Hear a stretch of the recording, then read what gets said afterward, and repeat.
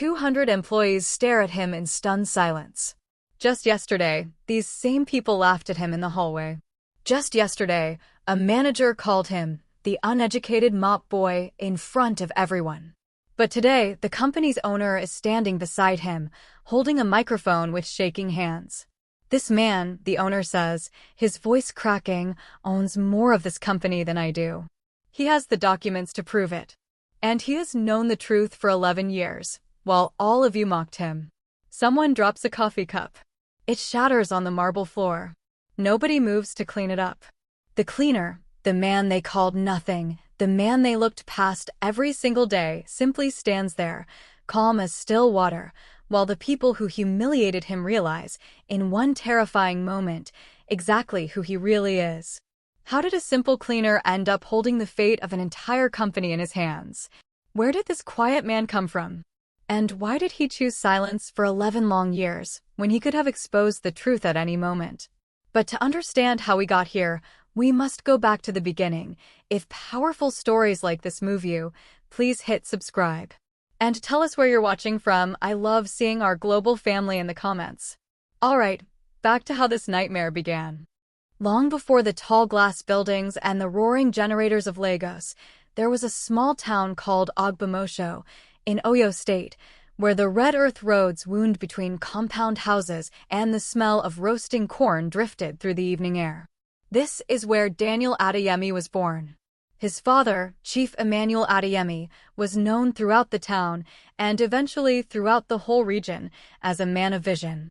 Emmanuel started with nothing but a bicycle and a dream of transporting goods faster and safer than anyone else in Oyo State.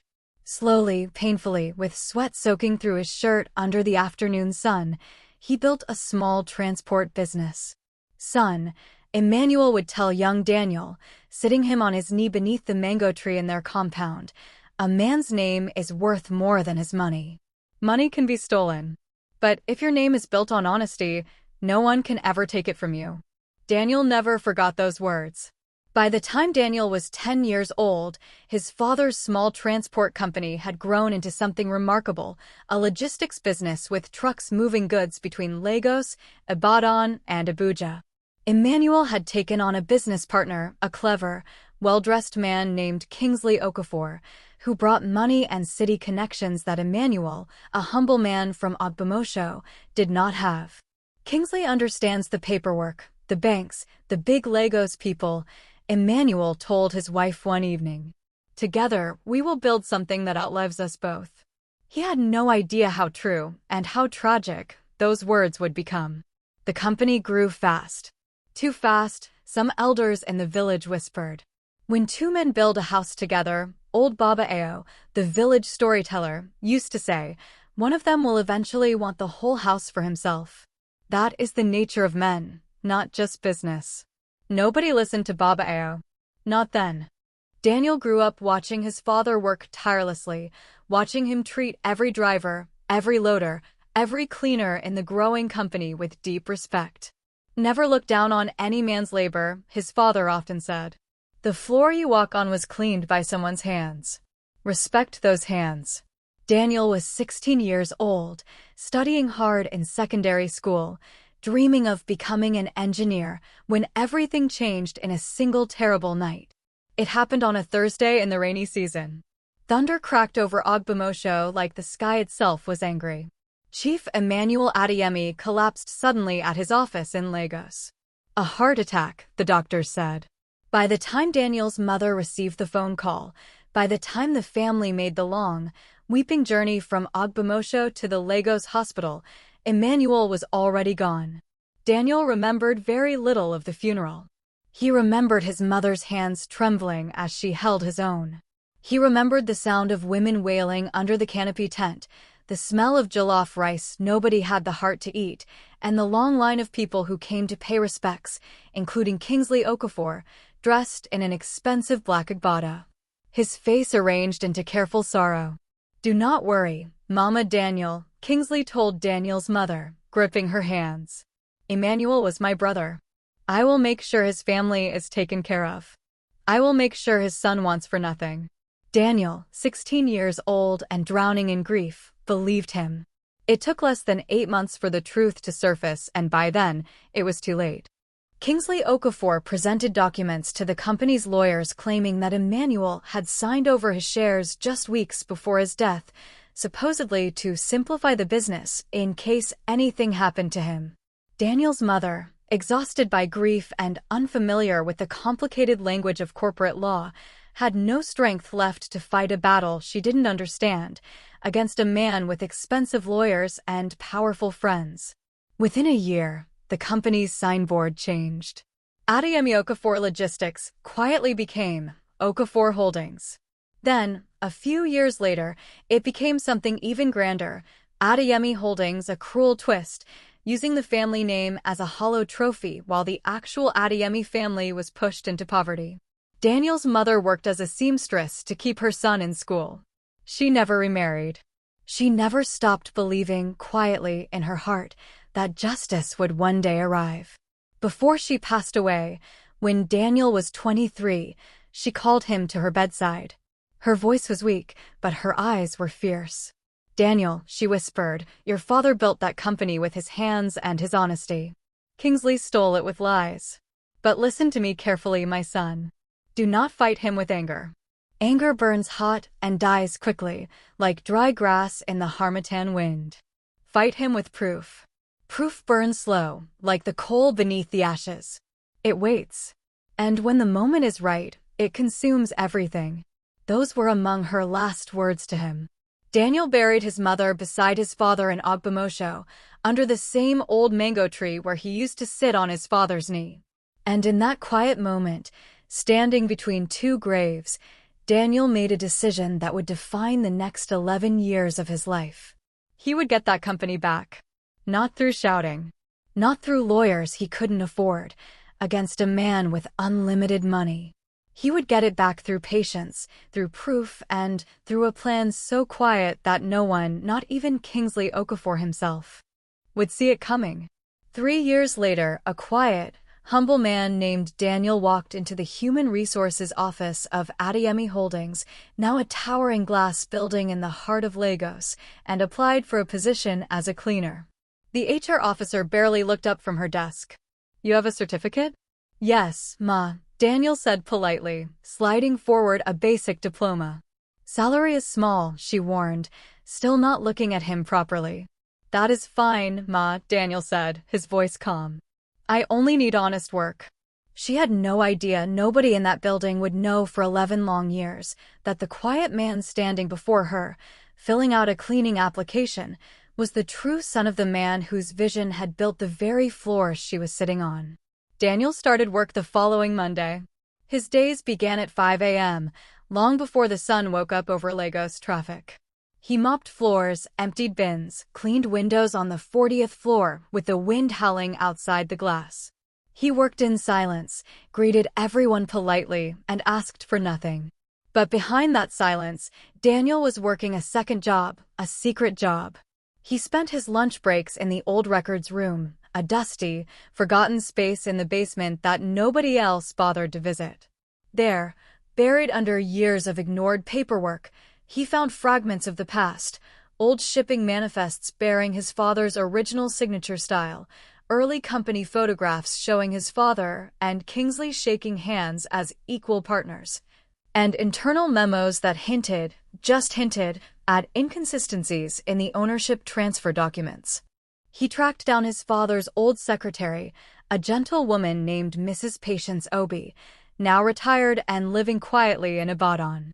At first, she was frightened to talk. "Kingsley is a powerful man, Daniel," she warned him over a cup of tea in her small parlor. "People who ask questions about him, things happen to them." "I am not asking you to fight my battle, Ma," Daniel said gently. "I am only asking you to remember the truth. That is all." Slowly, over many quiet visits, Mrs. Obi began to trust him. She revealed something extraordinary.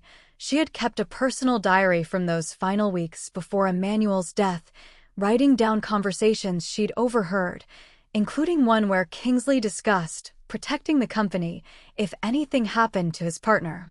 It wasn't proof yet, but it was a thread. And Daniel, patient as the coal beneath the ashes his mother spoke of, began to pull it. He found his father's original lawyer, an elderly, sharp-eyed man named Barrister Chukwemeka Ike, now well into his 70s, but still practicing from a small office in Yaba.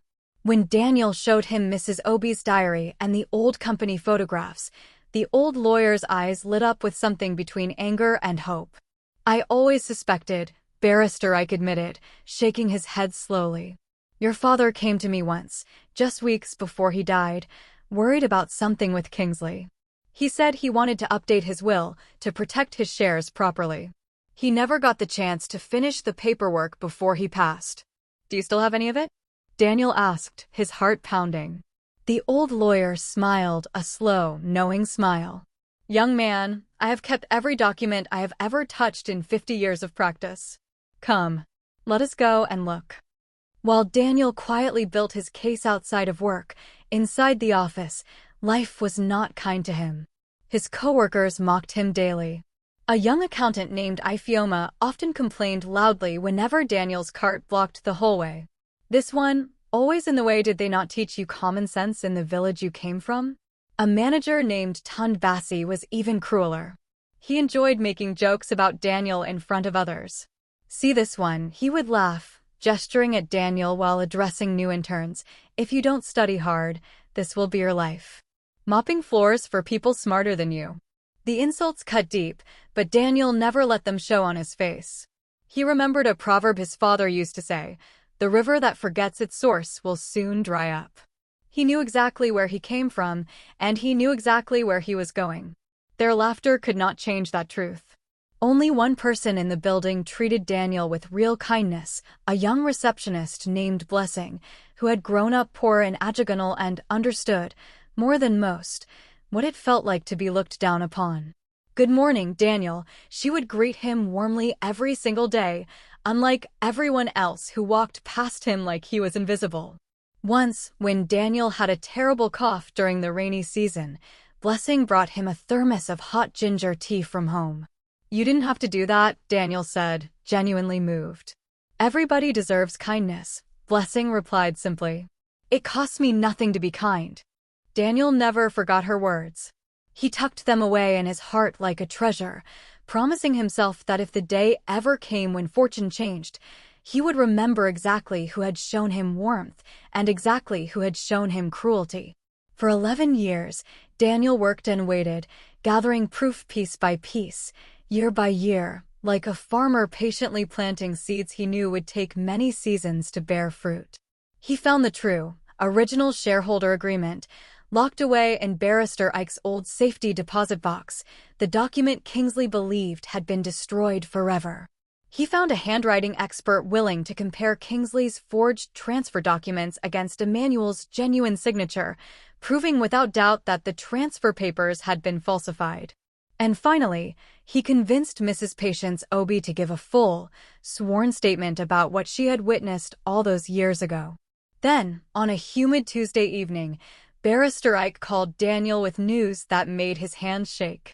"Daniel," the old lawyer said, his voice trembling with excitement, "we have everything. The forged signature, verified by 3 separate experts. Mrs. Obi's sworn testimony. And the original agreement, still legally binding. Kingsley Okafor stole this company through fraud, and now, finally, we can prove it beyond any doubt." Daniel sat in his small one-room apartment that night, staring at the framed photograph of his parents on the wall, tears finally falling after 11 years of silence. "We did it, Papa," he whispered. "Just like Mama said. Not with anger. With proof." The very next morning, Daniel, quiet, humble, invisible Daniel, walked into the office of the company's board chairman, Mr. Adeyemi, and placed a thick folder on his desk. "Sir," Daniel said calmly, "before you read this, I need to tell you who I really am." Word spread through the building like wildfire the following Monday. An urgent email arrived in every employee's inbox. * mandatory company-wide meeting. Main auditorium. 10 a.m. attendance required. *. Nobody knew what to expect. Some whispered about layoffs. Others feared a company sale. At exactly 10 a.m., the auditorium was packed. Executives sat in the front rows in their expensive suits. Junior staff crowded near the back. And along the walls, as always, unseen, unacknowledged, stood the cleaning and security staff. Kingsley Okafor stood at the podium, visibly pale, his hands trembling slightly as he gripped the microphone. "Good morning," he began, his voice unusually unsteady. "After 23 years, I have decided. It is time for me to retire from this company." A murmur rippled through the crowd. Retirement at only 58? Something felt wrong. Mr. Adeyemi, the board chairman, stepped forward and gently took the microphone. "There is more to this story than retirement," he said, his voice heavy with meaning. "This company was not built by Kingsley Okafor alone. It was built, in equal partnership, by a man named Chief Emmanuel Adeyemi, a man whose name and whose family were quietly erased through fraud following his death." Gasps echoed through the auditorium. "For 11 years, Mr. Adeyemi continued, the rightful heir to this company has worked among us, unnoticed and disrespected, while we searched for a truth that was standing right in front of us the entire time." He turned toward the side entrance. "Please welcome the true co-founder of this company, by rightful inheritance and by law, Mr. Daniel Adeyemi." The doors opened. Daniel walked in no longer in his faded blue uniform, but in a simple, well-fitted suit. He walked calmly down the center aisle, past Ifeoma, whose face had gone pale as chalk. Past Tun Bassi, whose mouth hung open in stunned disbelief. Past dozens of people who had walked past him 1,000 times without ever truly seeing him. Someone's coffee cup slipped from trembling fingers and shattered on the marble floor. Nobody moved to clean it up. For once, in that room, cleaning was the furthest thing from anyone's mind. Daniel reached the podium and looked out across the sea of shocked faces. "My name is Daniel Adeyemi," he said, his voice steady and calm, carrying easily through the silent auditorium. "My father built this company with his hands, his sweat, and his honesty.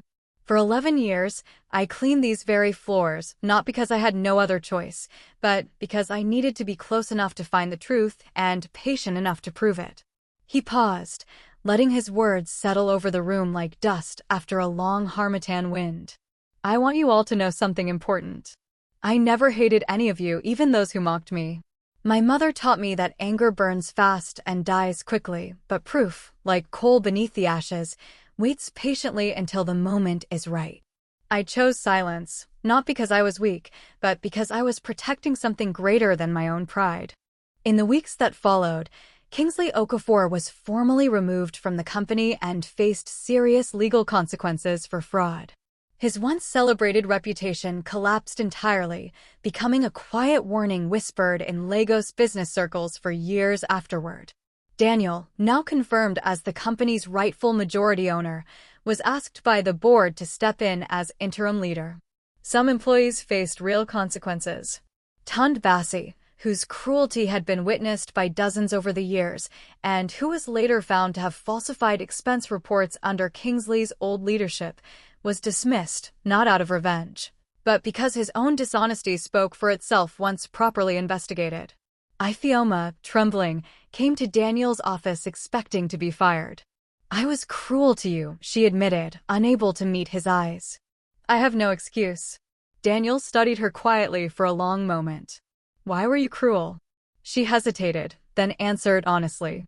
"I think, looking down on you made me feel like I mattered more." "That is the most honest thing you have ever said to me," Daniel replied. "You are not fired. But I expect better from you, starting today." She left his office in stunned, grateful silence, a second chance she had not expected and did not take lightly. Blessing, the young receptionist who had shown Daniel kindness when no one else would, was promoted to lead the company's newly created culture and community department. "You are the only person in this building who ever treated me like a human being," Daniel told her. "This company will now be built on kindness, not on who has the most money or the loudest voice. I want you helping lead that change." 2 years later, Daniel returned to Ogbomosho for the annual Harvest Festival, just as his father used to do every year. He walked slowly beneath the old mango tree in his family compound, now restored and cared for, where his parents were buried side by side. Old Baba Ao, The village storyteller, now walking with a cane but still sharp of mind, greeted him warmly. "You remember what I used to say, Daniel? When two men build a house together, one will eventually want the whole house for himself." Daniel smiled. "I remember, Baba. But I never told you the second half of that saying," the old man continued, his eyes twinkling. "A house built on stolen ground can never stand forever. Sooner or later, the true owner returns to claim what is his." Daniel nodded slowly, looking out over the compound, the mango tree, the red earth road stretching toward the horizon. "My father used to say a man's name is worth more than his money," Daniel said quietly. "I understand that now more than ever." That evening, under a wide African sky filled with more stars than any city could ever show, Daniel sat with the children of the village gathered around him, just as he once sat around Baba Ao as a boy. "Uncle Daniel," one small girl asked, "is it true you used to clean floors, even though you owned a big company?" Daniel smiled gently. "It's true. Why didn't you just tell everyone who you were?" Daniel thought for a long moment before answering. "Because sometimes," he said softly, "the truth needs time to grow strong roots before it can stand tall. If I had shouted my name from the beginning, no one would have believed me. I had to be patient. I had to let the proof speak louder than my pride." The children listened in respectful silence, the way children always listen to stories that feel important, even before they fully understand why. "And what did you learn?" the girl asked, "from all those years of cleaning floors?" Daniel looked up at the stars, thinking of his father, his mother, and the 11 long years of silence that had finally led him home. "I learned," he said finally, "that no work is beneath a man's dignity, and no insult can steal a man's worth unless he allows it to. A man's true value was never in the job title people see. It was always in the character no one could take from him." He paused, smiling softly at the children gathered around him. "Respect isn't given by others. It's carried inside you. And when you carry it with patience, one day, the whole world will see it too." Thank you for sharing this journey with us. If this story touched your heart, please like, subscribe, and share it with someone who needs its message today.